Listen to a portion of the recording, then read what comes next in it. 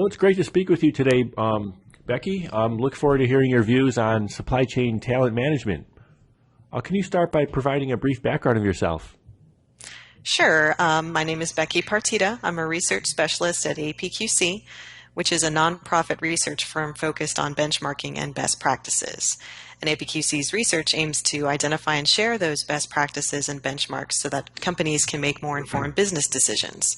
I've been with APQC since 2011, and my focus is on conducting and disseminating the results of our supply chain management research projects. Thank you. My first question is, what is the current state of supply chain talent management?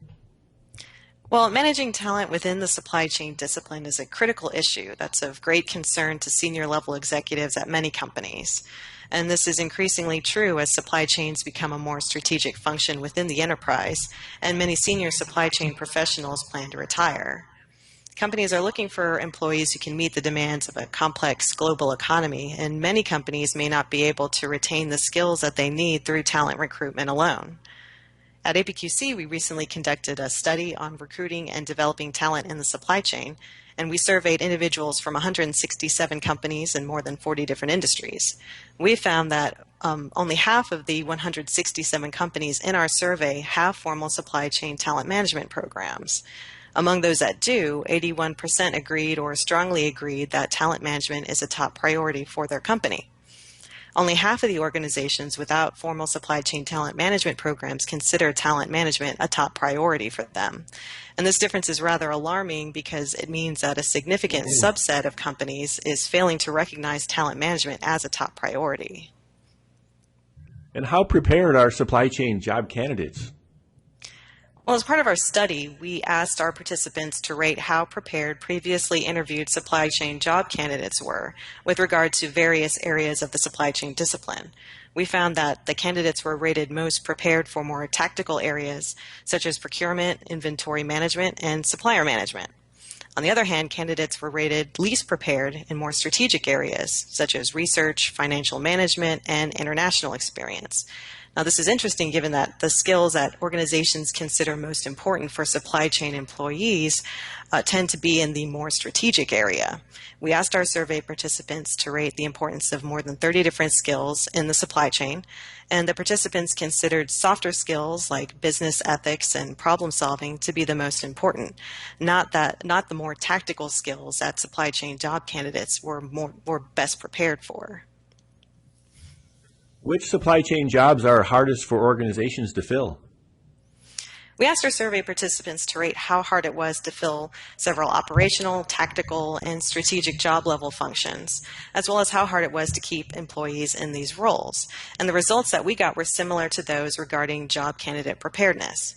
Overall, the survey participants rated strategic level positions as the hardest for recruitment and retention. And on our survey, those positions included supply chain strategists, logistics managers, and supply chain network designers. On the other hand, operational positions were rated easiest for recruitment and retention, and we included procurement staff and transport planners in those positions. Are organizations working with universities to help prepare supply chain professionals? Oh, absolutely. As we all know, more and more colleges and universities are offering undergraduate and graduate degree programs in supply chain management. And this is creating the need for companies to work with universities to ensure that recent graduates have the skills that they need to jump into the supply chain field. Some companies are working with colleges and universities through traditional internship and rotational programs, but we found that others are providing sponsored projects and consulting assignments to university programs. And these projects provide students with more hands-on experience in the different areas of supply chain management. Now, these efforts may play a role in how organizations select supply chain employees further down the line, but currently there hasn't been a significant effect on hiring practices. So many companies are not hiring as many people with supply chain degrees. In our survey, more than half of the participants indicated that 25% or less of their new hires have degrees in supply chain management. And this could be due to organizations looking for supply chain professionals with more hands-on training in multiple areas of supply chain management.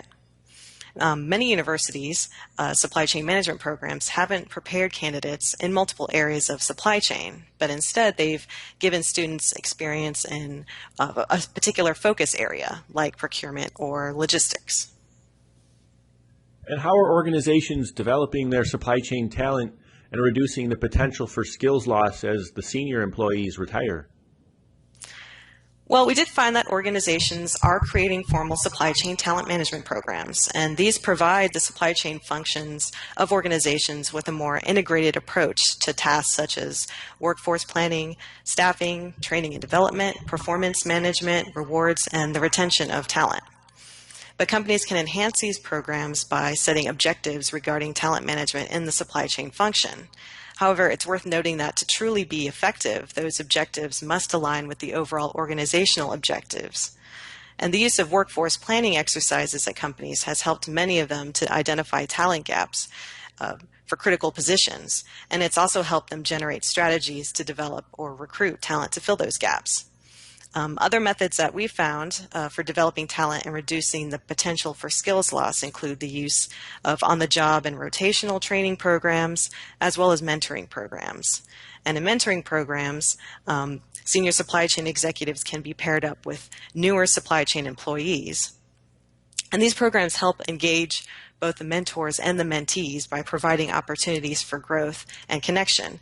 And in our supply chain talent research, we found mentoring programs to be a key method of transferring and developing soft skills. And these programs also support knowledge transfer, which helps ensure that organizations retain the vital know-how and expertise that may leave when employees leave or retire.